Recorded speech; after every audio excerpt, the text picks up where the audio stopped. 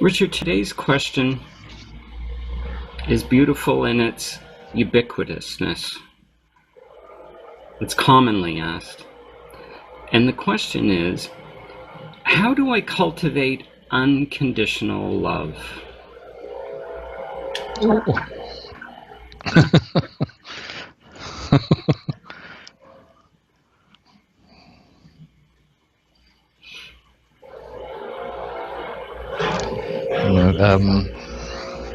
What is unconditional love?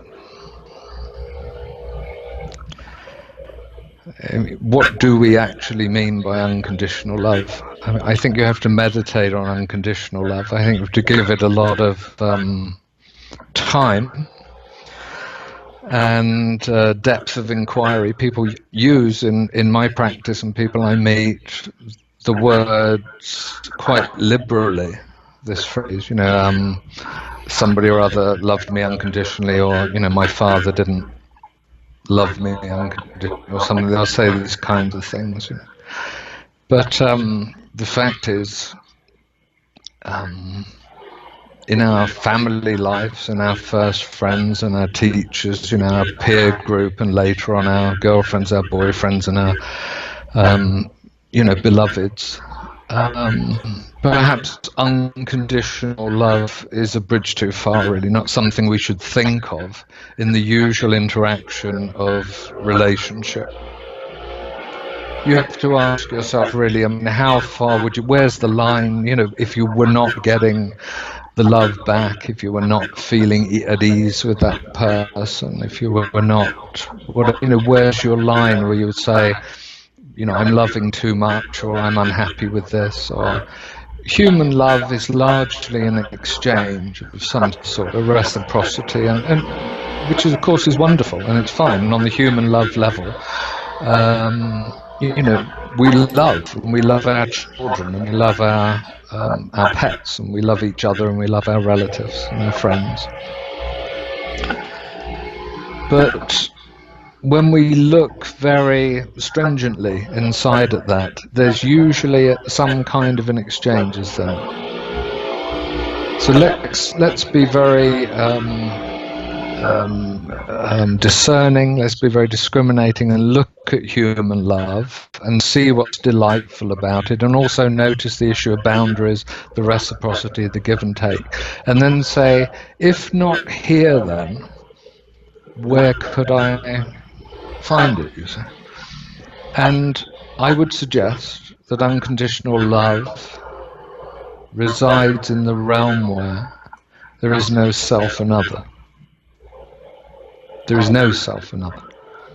And therefore, the obligation falls on us individually to do what's necessary, which is to climb out of the delusion of the separate self.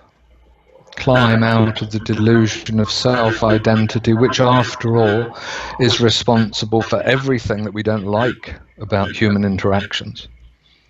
If I didn't believe in myself as a separate self in the world and you as something other, and I speak as every man or every woman, then it wouldn't be possible to behave with callousness or cruelty or ignorance or violence or hate or anger and all of these kinds. There would be none of that kind of a performance from a human being, because you would only be in a state of authentic heart compassion and love, which doesn't have to do anything. It's just a being state, you see, and you just are there. There is no other, so there is no other who you would, in a sense, love conditionally, or dislike or hate or be violent towards in any level of violence that you can think of.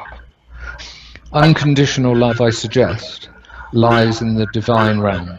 It is synonymous with the divine realm. And I think that the challenge for us in the psychospiritual realm, and for spiritual beings who are generally engaged in spiritual practice, is to bring heaven to earth, as it were. And what I mean by that is you reside in eternity at the same time as you act and the life is lived here in the relative temporal plane. and let everything that comes through you be informed by unconditional love, or by God, or by the divine, or by consciousness itself, which innately belongs to the divine realms, as indeed so does this. I mean, all these arising forms that we participate apparently here are reflections of the absolute. The human is a reflection of the God status. And so therefore, let's know where it is and let us relate to it appropriately. Let us not expect it from our partners, our brothers, our sisters, our mothers, our fathers. We're all doing our best to love on the level of human love, but we also on the human level need from each other, and we desire from each other.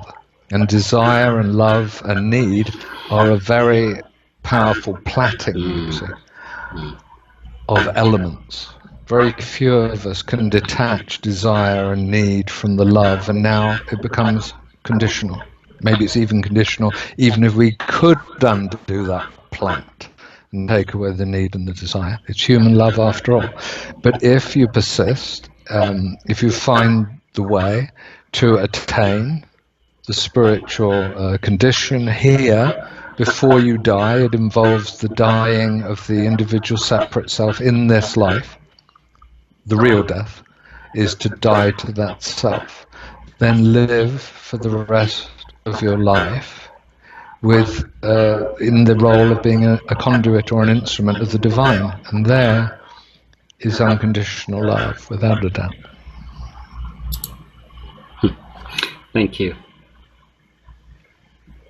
Thank you.